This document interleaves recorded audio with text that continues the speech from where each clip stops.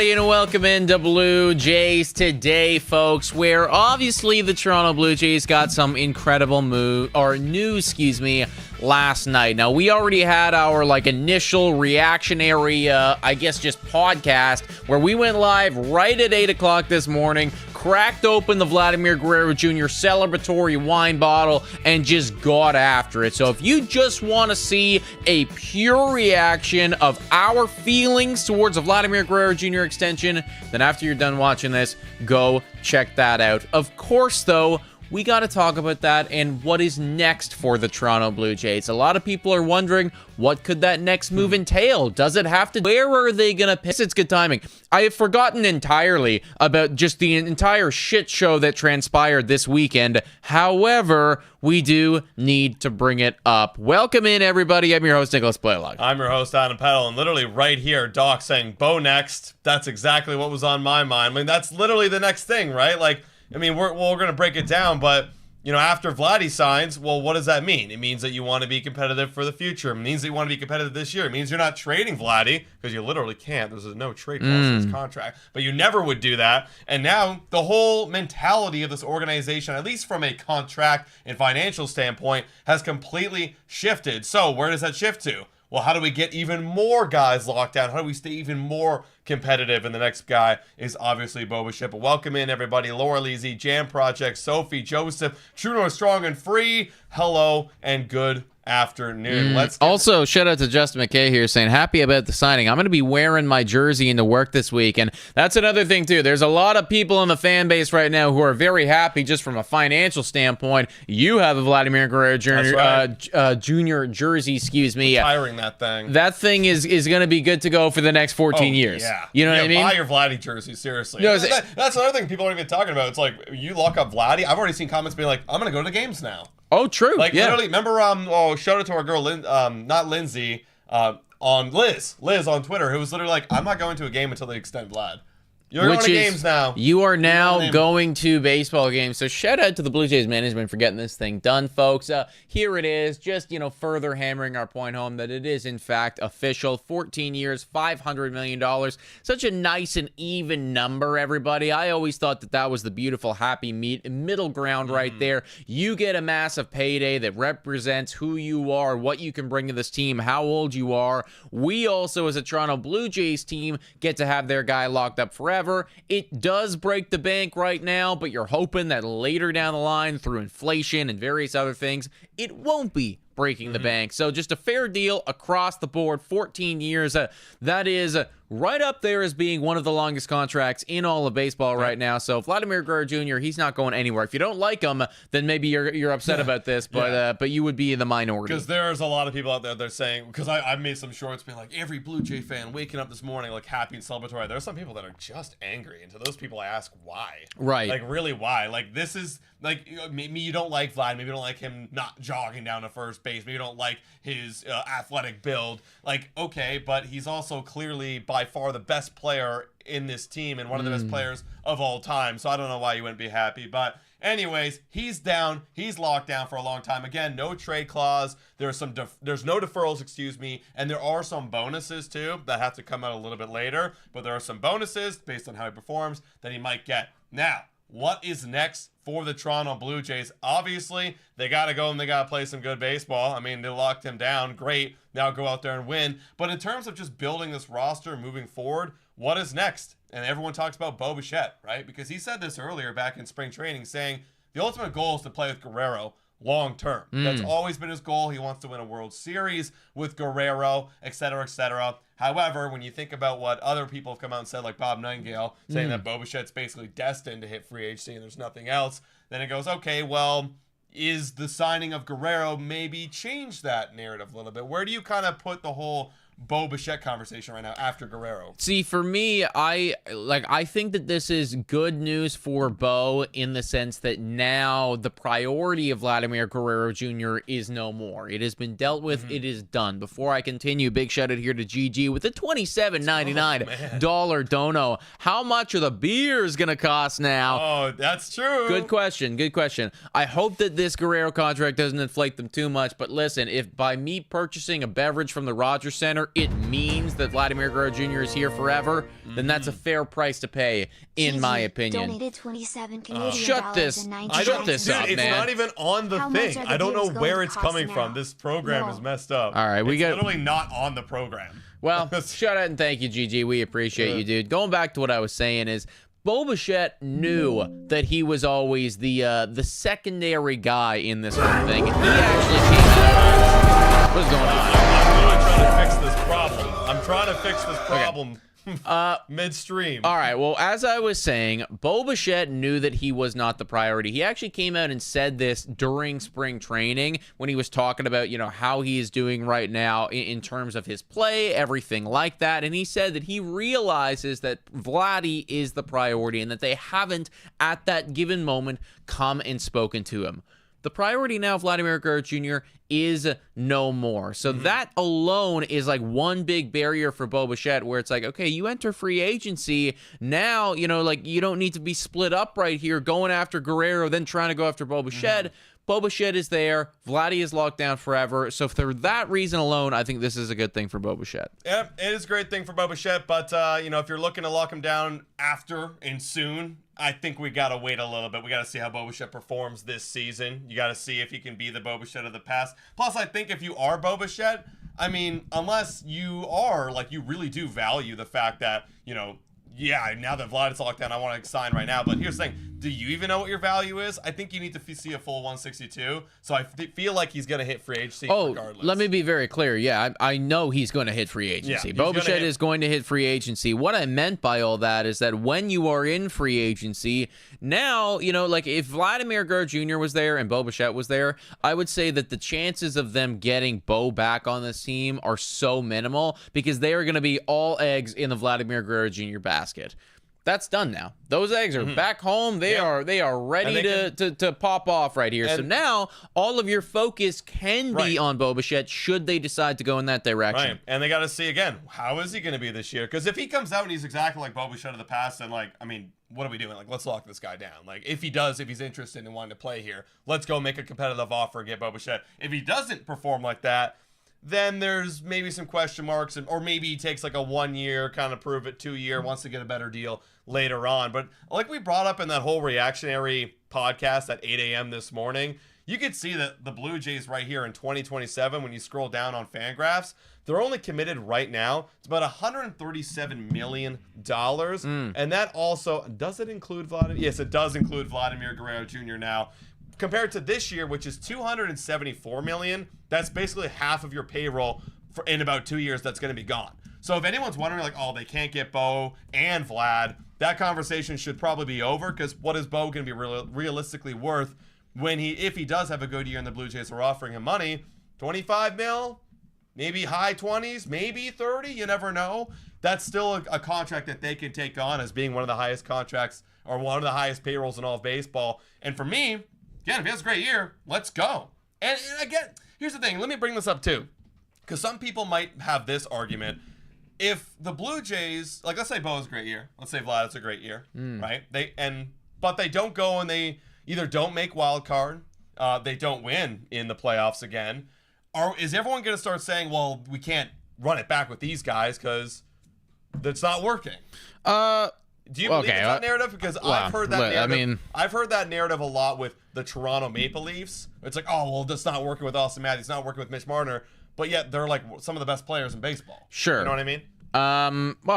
Okay. I think that's almost an impossible question to answer, because I have to see exactly what transpires before I can, 100% say, yeah, we can't have this guy back. I do think that there is actually something to be said about the Matthews and the Marner thing and everything like that. Let's face it, they do kind of go ghost mode when the playoffs come around and have not been able to complete anything. So, look, if the Blue Jays make it to the postseason, Bichette has a great year, but then they get swept in the postseason again, or they miss the wild card, something like that. And should the franchise want to move in a different direction, then I can understand that. I would just hope that direction would be one that is competitive, and they would be finding another player that is similar to Bo. I think that the point here is that now that Guerrero is locked down for what feels like a lifetime, they are still going to be actively looking to improve this ball team, regardless of how the results turn out, playoffs or no, after this season. They're still going to be buying next free agency. Maybe it's on Bo, maybe it's not. Right. But I do anticipate there will be some quality talent coming into this team. Here's my point is, like, you know, people say, oh, they go ghost mode in the playoffs and it's like a 3-game series. They go ghost mode in 3-game series all the effing time. And, like, yeah, sure, they've only had 4 games in the playoffs that you can look at a small sample size and go, yeah, that's a bad player right there in the playoffs. I don't want to sign him. I look at a full 162 and I go, this guy can play in a full 162, beat good pitching. And for me, it has nothing to do with playoffs. If Bichette pops off this year, you run it back. You run it back, and then you hope that the characters and the guys around them can support them in that sense. Sure. Yeah. Again, like, and that's a fair take. I'm not saying that you don't do that, but I am saying that, you know, there is also the possibility that there will be other players available out there that could maybe come in and play that role instead. Instead of Bubba. Well, okay, yeah. I think that's a little bit too far-fetched at this point. Kyle Tucker ain't happening, folks. Kyle Tucker will also be $500 million or potentially even more than that. So, I mean, that would just be insane mode. But again, they're going to be looking to add this offseason, whether it be Bo, whether it be somebody else, regardless of results. Even if this team's shit, even if Ross gets fired, even if whatever, now that you have Guerrero here forever, the window is wide open, you are going to make a play. Yeah, we'll see what happens. So, guys, let us know your thoughts about Bichette, you know, maybe being the next extension for the Toronto Blue Jays. Future looks pretty bright. Hey, that Kirk extension looks real nice. That Andres Jimenez contract looks real nice. Same with the Santander. Once you sign Vlad,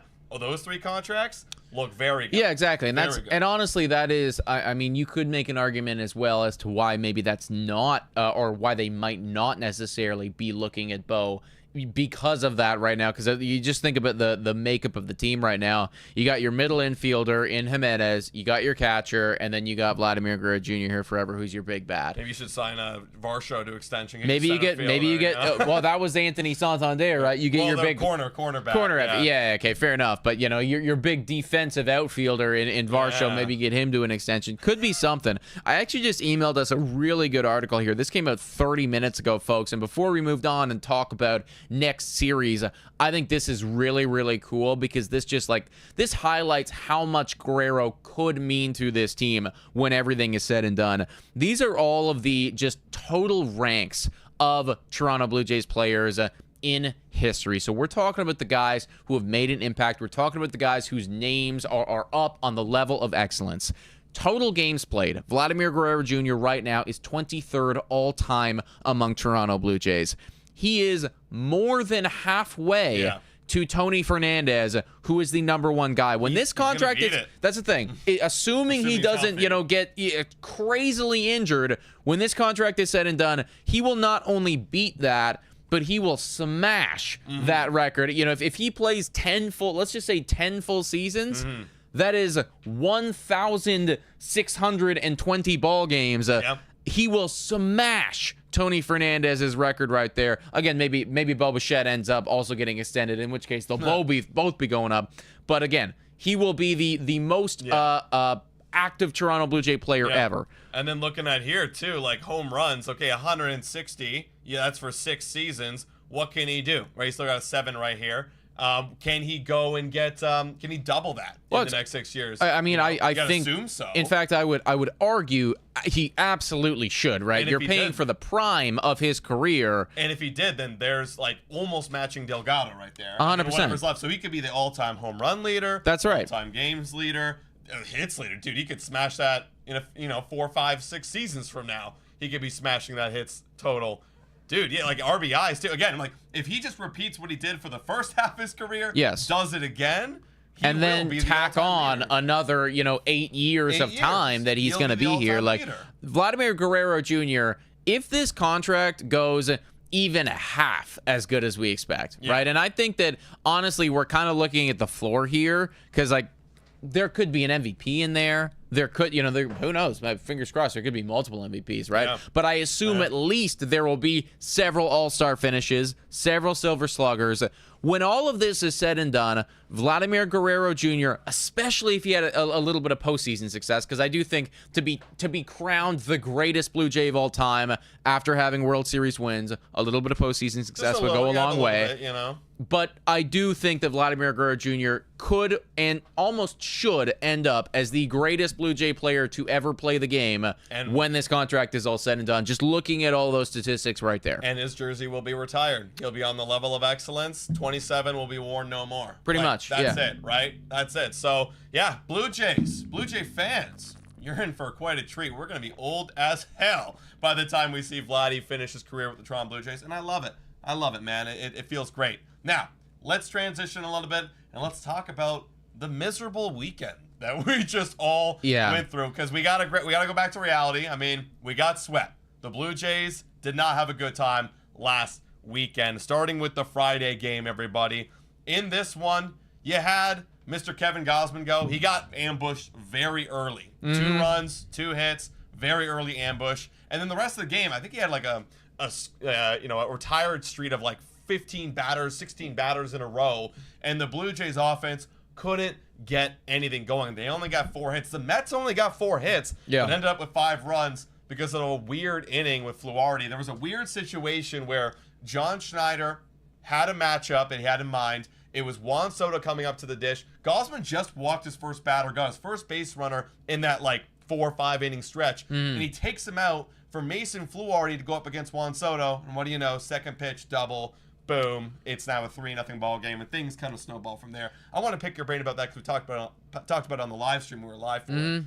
What do you think about the decision at the end of the day with Fluharty going up against Juan Soto in that spot? Here's the thing, right? Hindsight is 20/20, and obviously it didn't work out. But I actually didn't necessarily hate the decision in the time that it was happening. And I know that a lot of people did, and I understand it. You're talking about Fluharty, who is a rookie, going up against Juan Soto, who is, you could actually make an argument is the best hitter in baseball. Like, that's a real thing that just happened. And obviously he got punished for it. And we all kind of nodded our heads and went, that was going to happen. So I get it. However, you are looking at a bullpen right now that does not have any strong lefties, that doesn't really have any good lefties that you can throw into a high leverage situation. Brendan Little is the best thing that you got here. Why not Brendan Little? And okay, if Brendan, was he fully available? Yeah, they had it off day on Thursday. So if Brendan Little was fully available, then that is definitely a bit questionable, just the decision between Little and Fluharty. I'm assuming that there had to have been something that was keeping him out. Here's the thing, or even this. Why not stick with Kevin Gausman, right? He was because again, you didn't let me finish. Okay, go ahead. Because you're looking at this bullpen right now, and you want to find somebody. You want to grow somebody that is going to be able to be a strong lefty to go up against those moments. I think that John Schneider pushed it a little bit. I think he forced the narrative. I think that he was hoping that Fluharty comes in there, dices Juan Soto, and we're all looking at him as being the next big fucking thing in this bullpen, the next big lefty for us that can handle the big situations. Obviously, it didn't happen, but I think that all of this goes back to the fact that we did not go out and we did not address having a lefty in this pen. He forced the narrative. I agree. But I'm gonna it is what it is. I'm gonna have to disagree just a little bit there, Nick, because Gausman was absolutely cooking. And look, in a season where we don't have the time to go and experiment and see if somebody's a guy, he threw a guy with his second career appearance into the fire. Gausman was dealing. Why? And he had 80 pitches and the low 90 pitches. Why didn't we let him go and face Juan Soto? I know he had good numbers against him, but he was getting him off balance all game long. Right. I don't. For me, that didn't really that's the whole thing of I'm going to go with the stats again and do this and do my matchup thing where it's we're not using our eyeballs right here. Gausman was cooking him and setting him down all game long. Why not let him finish? Well, okay, he wasn't setting him down all game long. He did get 2. He all right, Soto, sure.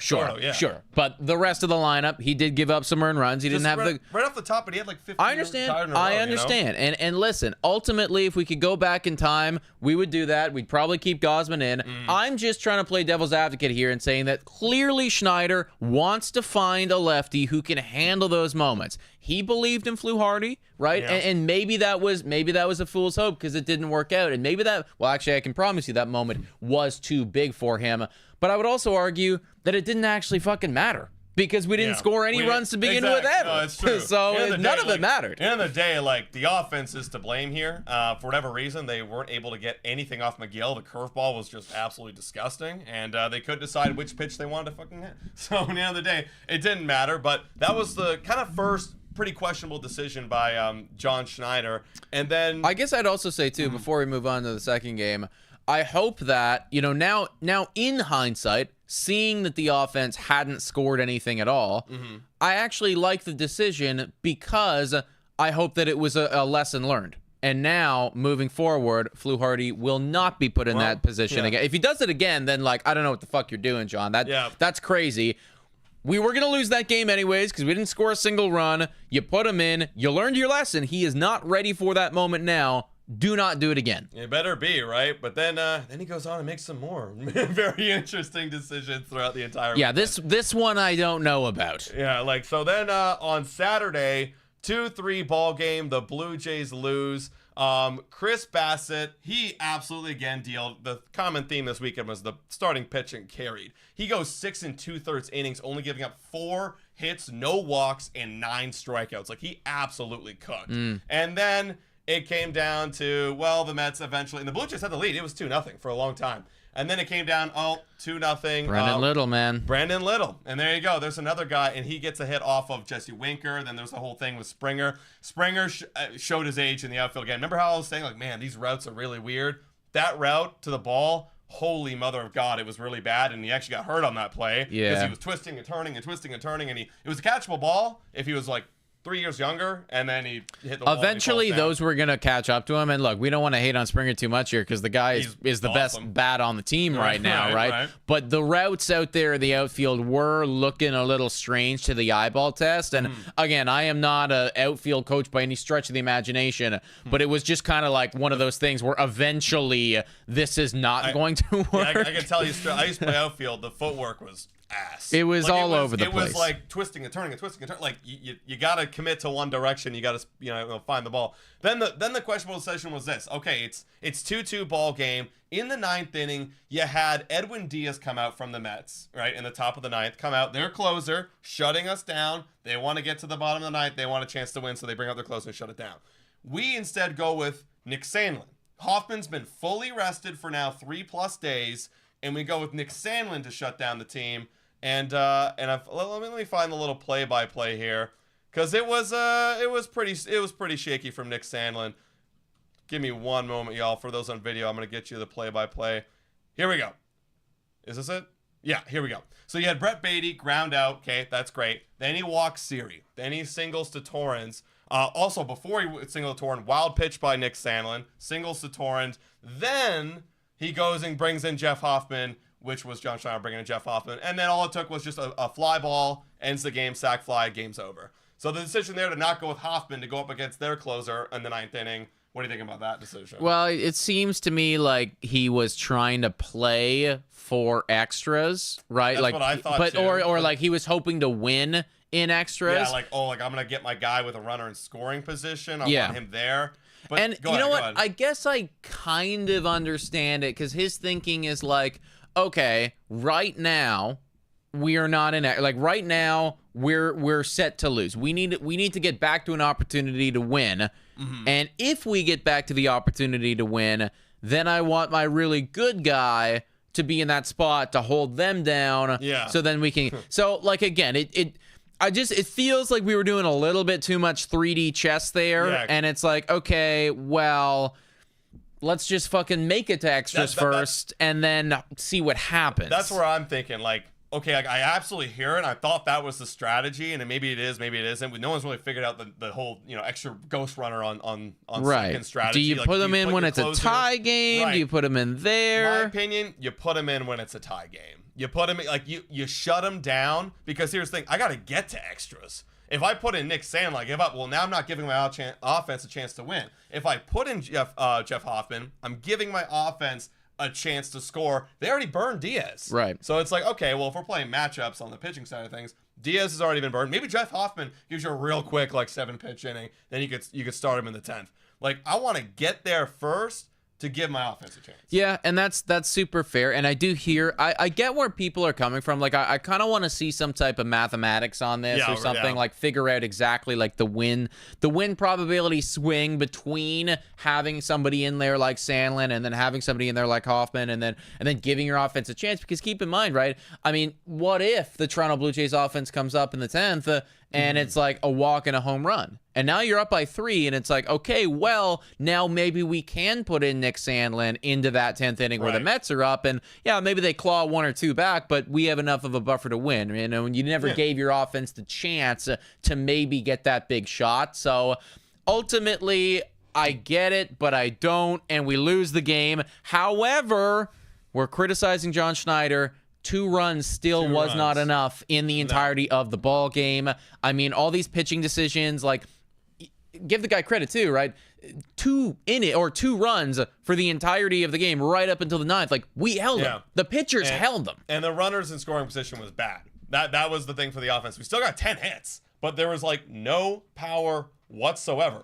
And that's been a common theme so far. We had 1 double by Roden, 1 double by Bichette, and that's, again, a common theme. We didn't hit a single effing home run this weekend. And then finally, let's close it off here. Last day, you had Bowden come out looking pretty good, gave up the 2 walks. That was the big blemish that both came around to score right at the end of his outing. But it didn't matter again because the offense had 4 hits, 0s from Bichette, 0 from Guerrero, 0 from Santander, and 0 from Jimenez. That will do it. That will do it. And also a good thing that Springer came back and he looked like he was a little bit healthy. So that's a good sign. But, you know, that's pretty bad. That's pretty bad. Man. And honestly, like, I do think that the problem here is pretty clear. You look at some of these batting averages, and they're actually not horrendous, right? Bichette's batting 286, that's fine. Guerrero's batting 256, that could certainly be better, and you hope for it to be better. Santander and Jimenez, I think you want to be better right there. But Kirk getting 258 out of him's good. Springer's batting 379, that's something. Roden's doing really good. Heineman's doing well. Straw is even doing well. But then you look at some of their OPSs, and they're all pretty low right now, and that just goes to show that you are not getting any of that extra base pop. It's just really hard to score runs in today's baseball when it's single walk, you know what I mean? Like, you gotta get some type of power going. Where are we ranked right now in terms of the home run ball? We have 5 currently as a team. We gotta be in the bottom 5 for sure. We're the last place team. We are currently we're tied for last.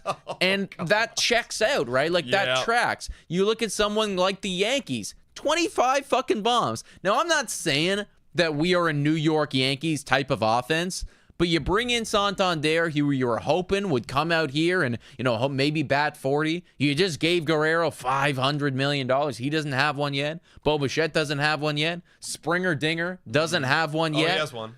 He has one? Yeah, he's got one. Oh, wow, okay. Dinger. Fuck me. All right, he does have one. He's one of the few guys that has one right there.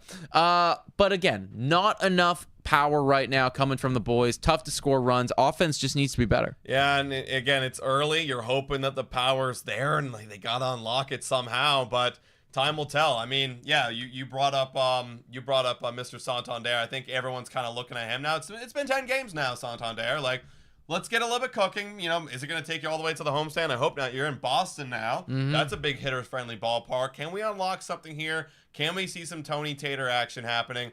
He's got to do it. He's got to be it for the Blue Jays, or else it's pretty sad. And then you also had, Mr. Jimenez. He cooled off a little bit, but he also had like a great week the week prior, more than what we. And again, that's going to happen, right? Like I don't think anybody was assuming that Jimenez was going to lead this team in home runs, nor should he. Like, that's not his role, right? So when you're looking at where to, and I don't want to say put your blame, because like that feels harsh, because we are only 10 games in. But when you are looking at where to be putting this right now, it is on Vlad and it is on Tony Taters, because those are the guys where, let's face it, you're put in the middle of the lineup to get extra base hits, to have that extra base power. We have not seen that from either of you up until this point. You both now have big-time contracts for what you do.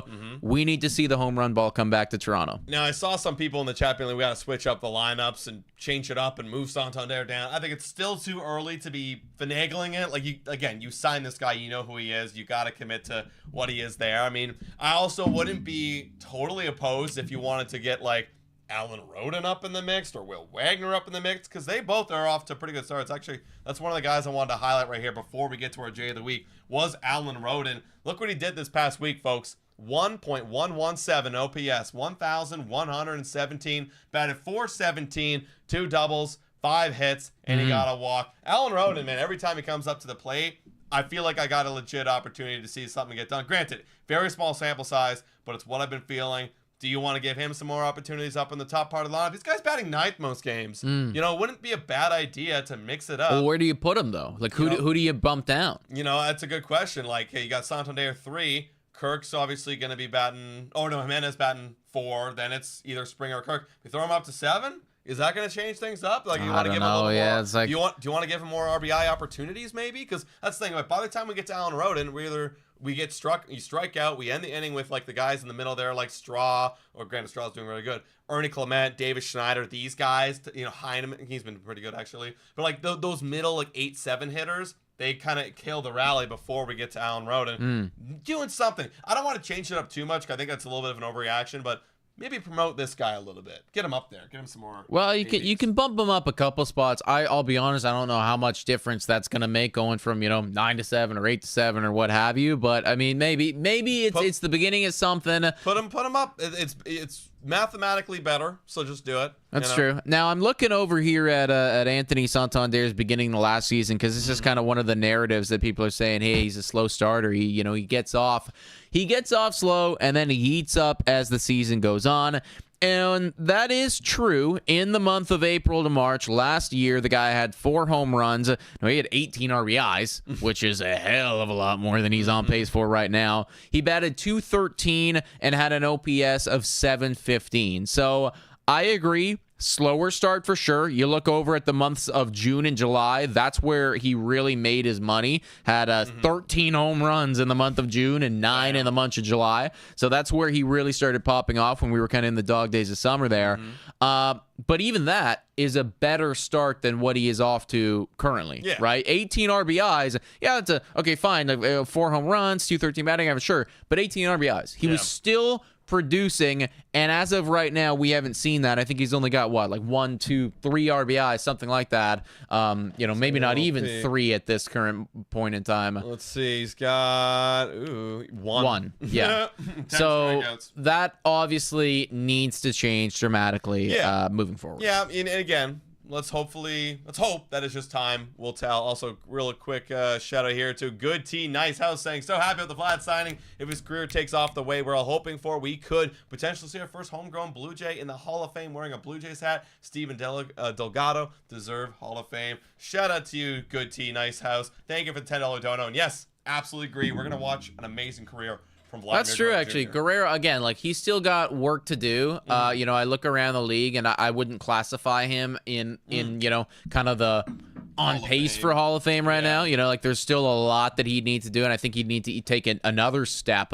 But should he take that other step, you would you would hope to see a legacy Toronto Blue Jay forever in the Hall of Fame, which would be really fucking cool, right? Absolutely. Guys, let's move on to our next segment, which is crowning the J of the Week. I think y'all can take a guess. Put your guesses in the live chat right now, because this one was honestly a big surprise.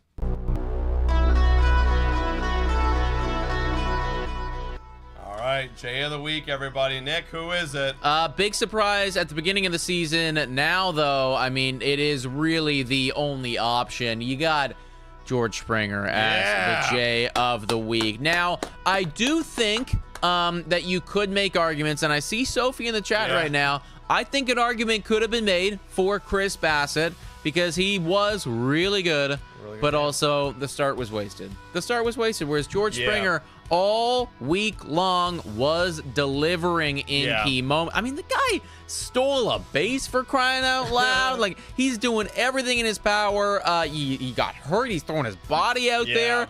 George Springer had a 1.172 OPS, a 389 batting average throughout the week. A homer, three RBIs, excuse me, a double, a triple. A triple. George Springer got a triple in 2025. The guy's 35 years old. What's going on here, man? Just insane work right now from the veteran. This is the start that you needed to see from this guy to just reinstill everyone with confidence. I know people in the chat like Sophie were always in his camp. We certainly were not, but now I'm all the way bought the hell back in. George Springer is doing everything he can and more, and I couldn't be happy for the guy. And I got to give a shout out because everyone's saying Chris Bassett. Dude, absolutely. He's an honorable mention. He had that one start again, or actually he had two starts this week, and he was absolutely phenomenal. And again, like, got to give him the credit. He was great. His numbers look amazing to begin the year. But again, we didn't end up getting the win. And I think getting this from George Springer kind of just ignited our offense in a way that we haven't seen, even when we were losing, in the games against the Mets. Like, he was still popping off. Still popping off. Springer is definitely doing it right now, man. We're 10 games in, and he has certainly been the biggest surprise, and honestly, like, the most welcome surprise right now for the Toronto Blue Jays out of everything. So could not be happier for the guy. Means so much if he can keep this up, folks. Absolutely. All right, guys, let's break down the rest of this week. I guess just this one series. It feels like an entire week because we got a series against the Boston Red Sox from today on Monday all the way to Thursday. No off days, straight baseball for 4 days in a row over there in Boston. Before we go look at the matchups, this is right now the standings for the AL East. Right before the Mets series, we were on top of the AL East, and just like that, bam, we're back to 500, 5-5 on this season, and this is why this is. I mean, every series against an AL East opponent is very important, but it's even more important because we're right there with them. They got off to a really bad start. They're 1-3, I believe, 1-4. They won 5 in a row, man. 5 in a row. They're a hot team, and we're going into their home ballpark, and I'm a little bit nervous. I'm very nervous, man, because their offense is doing everything that they should and more. One thing that I think is kind of telling, and it's a little scary, and I almost want to bury my head in the sand for it, but I'm not going to because we got to talk about it. It's that run differential right there, and the record, like everybody else in the AL East right now, even the Rays or even the Orioles, they're right there at 0. We are -6. Boston is significantly better than that. They are outscoring their opponents in the last 5 games. Rafi Devers came to life. Bregman came to life. Everybody's going insane mode over there in Boston. And going into their home ballpark right now as they're doing that, this could be a rough series, dude. Absolutely. Yo, total sidebar. We're just looking at run differential. I looked down at Texas Rangers 8-2, and they have a -1 run well, differential. How the hell does that happen? That's kind of crazy. I don't know. Get destroyed in those 2 losses and then just barely won. What are the Dodgers at right now? They got to be something stupid. 19. Oh, the biggest one, I think. No. That's San Francisco. Sorry. Yeah. 22. Yeah, look at that division right there, man. I saw this today. I mean, that's nuts. Giants, Dodgers, and Padres all. I know. I'm rooting for you, Giants. I know. Me too, man. I was like, wow, that's really, really cool, actually. I did not expect that, but they are right there. And also, too, again, we're getting off topic here. I'm going to make a whole other video about this on a different channel, but like those guys kicked ass in spring training, won the Cactus League. Now they're 8-1. Hey. Maybe the Giants are like sneaky good. Hey, we won the Grapefruit League, so let's bounce back. That's here, the boys. thing. That's the thing. They're pulling their weight right now. We got to do that with us. So tough series ahead. Game today. It is Easton Lucas up against Fitz over there on the Boston Red Sox. Richard Fitz, not familiar with this guy's game at all. 4 starts and it was last year, and it was pretty good. Yeah, 1 start this season. Looks like he gave up a couple runs, 6 innings.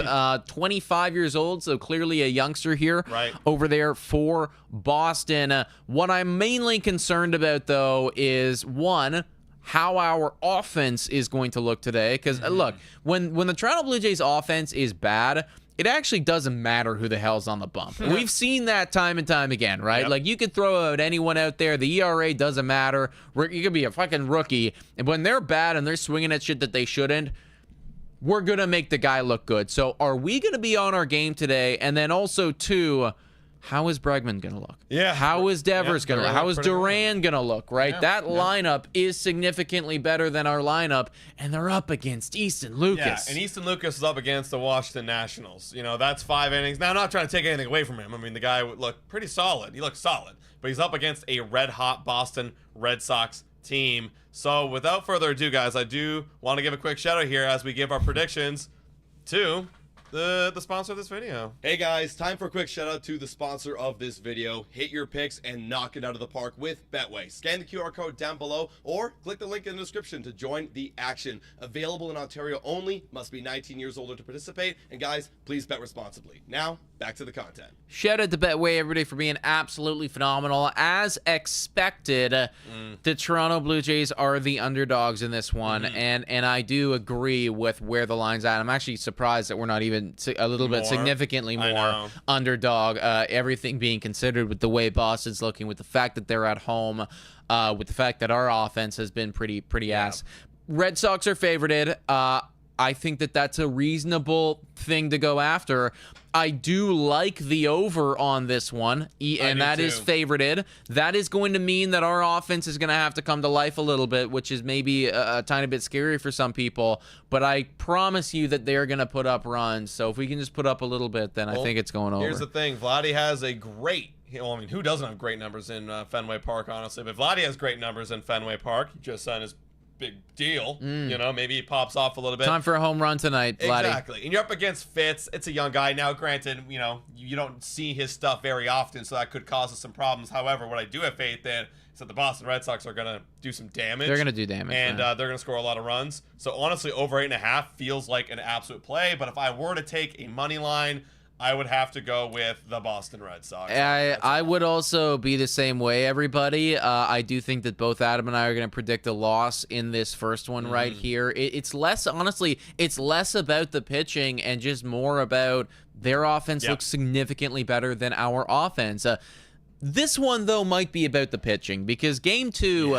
You got Garrett Crochet, who's off to an incredible start, 1.38 ERA, 12 strikeouts so far, one of the Cy Young favorites this year, if not the lead in Cy Young for the American League current juncture. Obviously, 2 starts in, but you know, even walking into the season, he was a top 3. Yeah. And then Jose Barrios, who has given up a couple runs at this point. Last start, he was looking great, and then just couldn't get out of there without getting dinged up. I felt bad for the guy because he was looking phenomenal, and then in that 6th inning, just gave up a few, and ERA is where it is right now at 6.75. 0-1 is his record. I think we're gonna lose 5 in a row, man. Yeah, this is gonna be the loss number 5, and this will be win number 7 in a row for the Boston Red Sox, and I'm gonna be feeling very, very shitty. I'm gonna be in the tank. I'm gonna be depressed. And I have if we can win today, that would go a long way. Because I'm looking at this one right now, and I'm almost assuredly, I'm sure that we're gonna. This one is even more for me that we're gonna lose. Look at Duran's numbers against Barrios: 3 home runs in 15 at bats, 5 RBIs with an OPS of 1.7. He does handle Devers, but granted, Devers is hot. Bregman's had some pretty good success off Barrios, 2 homers in 25 at bats. So we haven't had a lot of experience against Crochet though. So, I mean, when we have faced them, we're pretty bad. Actually, there's only one guy that's got a hit, and it's Ernie Clement. Yeah. So that's a problem. One right there. hit out of all of our guys that have faced Crochet. So this one almost feels like a certain loss. I would guarantee that we're going to lose that one, guys. So honestly, that just makes today's game so much more important. Now, this one, you're going to get Gausman up against Tanner Houck. Tanner Houck is starting out relatively poor. We know that he can be very, very talented. Gausman had a rough first start, better second start for sure. It's close. I think that we have to win one here, and the Blue Jays fan in me is not going to say that we are going to lose 6 in a row, because that would hurt too bad. So we got to win one of these fucking games. It might as well be this one. Yeah, like I'm looking right now, folks. I'm looking at the numbers against Gausman with these Boston Red Sox. You've got Devers in 30 at-bats batting 300 with a homer. Duran batting 368 in 19 at-bats with a homer. You got even Ruff Snyder batting 278. Like, that's scary. I mean, Gonzalez only 3 at-bats and and he's got a hit. Even like Hamilton, who the hell's this guy? He's got 2 hits apparently off of Gausman. I mean, the stats say, maybe the matchup isn't there.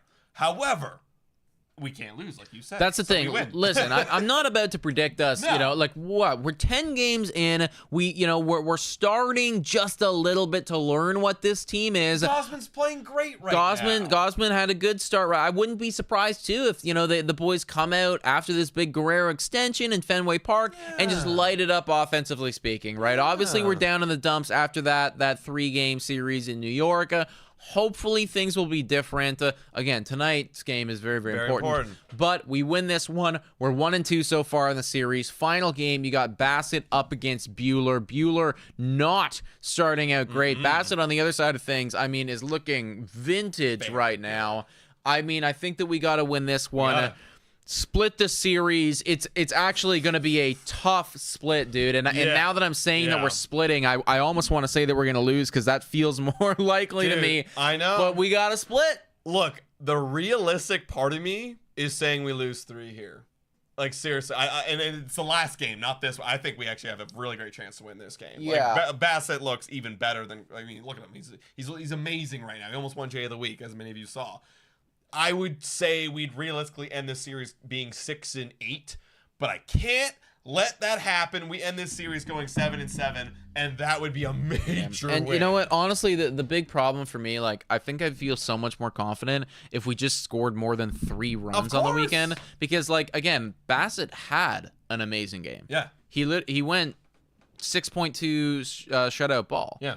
And we still lost. And we still right? lost. So it actually doesn't matter right now about the pitching. No. The offense has got to show up. They have good pitchers over there in Boston, but some of them are off to some slower starts. I know that they're manageable. It is a hitter-friendly ballpark. You got to put up runs, and the home run ball needs to come back. If we don't have a single home run in this series, or honestly, if we have less than like 3 home runs in this series as a team, we gotta talk. Game. We need to double our home run total. We need to end up with 10. Like we have 5 right now. We gotta end up with 10. And that's to hopefully split the series. And you're in Fenway Park. Like Vladdy, this is your park. David Schneider, time to wake up. This is where you made your debut. Yeah. Like also I don't want to totally digress here because we're almost to our next segment. But like people are calling for David Schneider to be sent down and stuff. Too early. You made your decision. This was always something that could have been on the table, right? If after a few weeks, 2 weeks from now, if David, 10 more games and David Schneider's still not looking great, and maybe Addison Barger's doing well in the minors, or somebody is, or someone, I think we can start to have that conversation. But that's where we're at right now, guys. We're saying we will split this series in Boston. We will be live for at least one of these games, most likely tomorrow night, everybody. But we'll let you know if anything changes there. It is now time for the final segment of this video. Time to spin the wheel. The spinning fortune, baseball, colorful, future determining, stat analyzing, and it's a wheel that we spin every week. It is, in fact, a wheel that we spin every single week, folks. I got one. What a weird week. It was a crazy week. Dude, like, literally, homers, obviously. Neither Bichette nor Guerrero got a homer. That's what we picked. OPS? Bichette had a worse OPS than Santander, and Santander had like 500. Bo had 400. Yeah. That's not good. And Bo was actually getting hits too, which is maybe the craziest part about all this. I should not be winning that category with a 560 OPS or whatever it was. It's because Santander, he got like 4 hits. Bo got like 5. Really? Wow. I felt like he got more than that. Yeah, it's because he started hot and then like got really cold, and then he had like 1 really good game. So yeah, he had like 5, and then he had no walks, where Santander had a bunch of walks. Yeah. And then you had Springer and Jimenez. Stolen base category again. And both dude, won. Springer came up clutch for me. Right at the end there, man. He came up clutch, dude, because I thought I was gonna lose that category for sure. So I'm up 2-1, and it is my week, everybody. Let's see. Can we spin some other categories other than those 3? Because we haven't got a single pitcher category yet, and actually we've just gotten those categories. Yeah, you guys let us know, and it is going to be OPS. It's going to be OPS again. All right. Let me refresh this here. Guys, let us know in the chat, too, who you would go with in this category. Interesting, man. OPS again. OPS one more time, dude. Wow. What do you do? Like, am I crazy enough to go with George Springer at this point? Like, is that, you know what I mean? Is that actually where we're at this current juncture? He is the clear selection. Clear selection. He's the clear selection. Is he gonna play though? He's a little dinged up. Is he gonna play? That's true. That's true. Is he gonna play? That is true. He came in the game. He pinch ran. Right. So that's a sign. You know, Alan Roden's not a bad shout either. Alan actually. Roden's not a bad shout, right? Oh my God. Dude. You can go. Yeah, I don't know. I don't know, so man. tough. I have no idea. What's the last 7 days? Okay, George, obviously. Alan. You know what? It's so dumb, like, not to pick Vlad, but I kind of want to pick Alan Roden. I don't think that's dumb at all, man. Alan Roden's going crazy. I'm gonna go Alan Roden, guys. Yeah. That's nuts. I think it's nuts just because, like, hey, this guy's getting picked over anybody right now. I understand. I do get that. Roden? Yeah, Roden is playing phenomenal. Can I see the numbers again, Yeah, please? Because I know Springer is. How worried are we about this Springer injury? Roden's got to get, because we got 7 games, he's got to get, what was it last year, 15 at-bats? Or 12? 15. Because 12 is 3 games. 15 is 4 games. He's got to get at least 15 at-bats. Yeah, let's say that he, or let's, instead of at bats, because he could walk, he might get, appearances. let's just say that he, 15 plate appearances. Okay, that's fine. 15 plate appearances is fine. I will, Springer. No. I'm going Vlad. He just got $500 million. Yeah. He just got $500 million, everybody. He's got to, that's got to incentivize him. Look, this is the week where Vladdy shows up. He's going to hit home runs in Fenway Park. Anytime you get, Vladdy on your second pick, you should be happy. I can't be upset about Vladdy, that. I can't be upset about that. I was honestly, if you took Guerrero, I was more than happy with going Springer or Roden. But the guy just got his extension. Yeah. He's going to feel so much better right now. That is Worst Jay. Hey, this is a fun one, everybody. This is a fun one. Yeah. And then just to remind everybody, if Nick goes, because he's got his pick first here, if he goes with a pitcher, I got to pick a pitcher. If he goes with a position player, I got to pick a position player. Yeah, and we will be, obviously the statistics will do most of the talking. If they're close, then, we can have a debate about it next Blue Jays Today Show. You guys let me know where you are at for this. David Schneider has been horrendous so far. Yeah. But he's not gonna get as many at bats. That's the thing, right? And that's one of these things where you gotta factor in with some of these worst Jays. It's like you can pick somebody who's not playing well, but is he actually gonna start? He's not doing well right now. Kirk's doing fine. He's not having any power at all, dude. Anthony Santander. I don't want to do that. Ernie Clement. Can I see the pictures, please? Yeah. You got, who's not doing well? I'm thinking Barrios. I'm thinking I might have to go with the guy that's on the bump today, dude. Easton Lucas. I think it might be Easton Lucas time, man. I think I'm gonna trust in Easton Lucas to get this done. That's fair. Okay, well, I hate that I have, because now I gotta pick a starting pitcher. I can't just pick. Yeah, and that's what I was thinking. Is like if I can make it easy on you and pick a batter, and there's other batters that you could pick. But now you're forced to do Barrios. And that's a tough pill to swallow. It is. We'll see what happens. All right, guys, last category. I wonder if it's possible that they might both go twice. They might both go twice. Okay, yeah, interesting. 7 games. And it's going to be walks. Okay, we haven't got... Okay, so you know what? The wheel's doing its job. We haven't got these categories yet. Walks, and I will be selecting first in this one, folks. Let us know where you're going. What do you guys think? Do you think that Easton Lucas was the play right there? I see Lisa in here, or Andy saying the coaches, question mark? Yeah, if I picked John Schneider, that would have been pretty funny, actually. You can pick David Popkins, because the offense is fucking non-existent, All right, so who is going to walk? Anthony Santander is walking. Guerrero always walks. Bichette, even though he's leadoff, just cannot figure out how to take a walk to save his life. I think it's a clear choice here. I picked Guerrero for OPS, but I think that he's going to do it by hitting home runs. So I think that I'm going to choose Anthony Santander here as he is leading the current team, and I'm going to feel happy about it. Yeah, fair enough. Vladdy, for me, is going to settle the hell down, not to be chasing pitches. He's gonna get his walks. And that is more than fair, man. That will help me with my OPS category regardless. I am pretty happy with my week. Pretty good week. I'm pretty happy with my week. I think I got a chance right here to take a couple off you. But again, I thought that you had an amazing week last week. I thought I had an amazing week. And then I ended up taking one off you, so we never know. That's a beautiful thing about the wheel, everybody. So let us know in the comments down below what do you think about these selections and also just the entire Blue Jays Today show in general. What'd you think about the Vladdy extension, guys? Let your voices be heard down below. And as well, you know, the past week where we got swept. And do you think the Blue Jays have a chance to split the series? Let us know down below. Yeah, thank you so much for watching, everybody. We appreciate every single one of you. And as always, go Jays, go! Oh, no music's playing. Jason, another quick shout out to Trudeau and Strong and Free, $27.99. So nice to see Vlad get his bag. Canadian-born player. It's a great day for Canadian athletes. He has a great year and leads us to greatest things. Thank you so much to W's in the chat for all the love, the donations, everything like that. Vladimir